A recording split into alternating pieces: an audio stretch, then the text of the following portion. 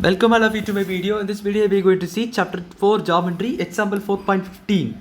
In the figure AD is the bisector of angle A. If BD is equal to 4 cm, DC is equal to 3 cm, AB is equal to 6 cm, find AC. So என்ன கேட்டிருக்காங்கன்னா நீங்கள் theorem 3 ஆன angle bisector theorem and is converse theorem 4 அதான் converse. So அதை நீங்கள் படிச்சிருப்பீங்க நம்புறேன். So அதுக்கான வீடியோஸை நான் போட்டுக்கிறேன், அதை பார்த்துருங்க. அதை பார்த்துட்டு இந்த ப்ராப்ளம்ஸை பாருங்கள். 4.15 அடுத்த உள்ள ப்ராப்ளம்ஸ். ஸோ ஆங்கிள் பைசெக்டார் தியரத்தில் என்ன படிச்சிருப்பீங்க? இப்படி ஒரு ட்ரையாங்கிள் இருக்குதுன்னா நம்ம தியரத்தில் என்ன படிச்சிருப்போம்? இப்படி ஒரு ஆங்கிள் பைசெக்டார் போட்டு இதை நம்ம சம்திங்னு சொல்லி வச்சு இதை டின்னோ இல்லை ஏதாவது ஒன்று வச்சுட்டு என்ன படிப்போம்? இது ஒரு இந்த ரெண்டு ஆங்கிளும் ஈக்குவலாக இருந்தால் தென் நம்ம என்ன எழுதியிருப்போம்? This by this is equal to this by திஸ்ன்னு சொல்லி எழுதியிருப்போமா? இதுதான் என்னது ஆங்கிள் பைசெக்டார். ஸோ அதே போல் தான் நம்ம இங்கேயே அந்த கான்செப்ட்டை தான் யூஸ் பண்ண போகிறோம். ஸோ பாருங்கள், இதுதான் ஆங்கிள் பைசெக்டார் தியரம் கான்செப்ட். இப்போ இந்த டயக்ராமத்தை பார்த்தீங்கன்னா ஏ என்பது உங்களுக்கு ஆங்கிள் பைசெக்டார் அதானே கொடுத்துருக்காங்க. AD is the bisector of angle A. அந்த லைனை பாருங்கள், AD is the bisector angle A. Angle ஏனுடைய பைசெக்டார் தான் என்னது? ஏடி. ஸோ அந்த ஏடி என்பது ஆங்கிள் ஏனுடைய பைசெக்டார். ஸோ அதுதான் இது. ஸோ இதை வச்சு பார்க்கும்போது இதை எடுத்து நம்ம பிரித்து பார்த்தோம்னா நம்ம என்ன எழுதலாம்?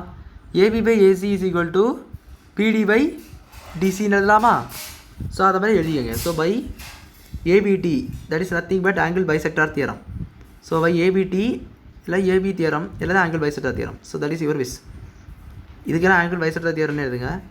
ஆங்கிள் பைசெக்டார் தியரம் என்ன சொல்லுவீங்கன்னா, ஆங்கிள் ஏ வந்து டி வந்து பிடி ஏடி பைசெக்டர் ஆகியதுனால நம்ம என்ன சொல்லலாம்னா AB by AC is equal to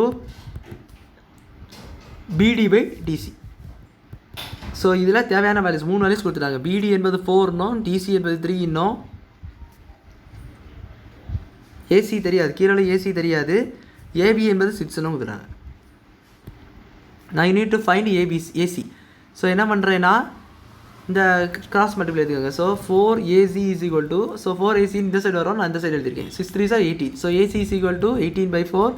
you can cancel this 9/2 ஆகும். So AC is equal to value என்னன்னு கேட்டிங்கன்னா 9/2. எல்லாத்துலையும் என்ன கொடுத்துருக்காங்க? சென்டிமீட்டரில் வருதுங்க. So centimetre.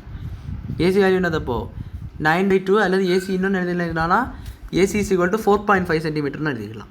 ஏன்னா 9/2 என்னது உங்களுக்கு? AC இஸ் ஈக்குவல் டு 4.5 சென்டிமீட்டர்னு சொல்லிட்டு நீங்கள் என்ன பண்ணிக்கலாம்? எழுதிக்கலாம். ஸோ அவ்வளோதான் அந்த சம் புரிஞ்சுருக்குன்னு நினைக்கிறேன். வீடியோ லைக் பண்ணுங்கள், ஷேர் பண்ணுங்கள், சப்ஸ்கிரைப் பண்ணுங்கள். டாஸ் இருந்தால் கமெண்ட்ஸ் சொல்லி கேளுங்க. தேங்க்யூ.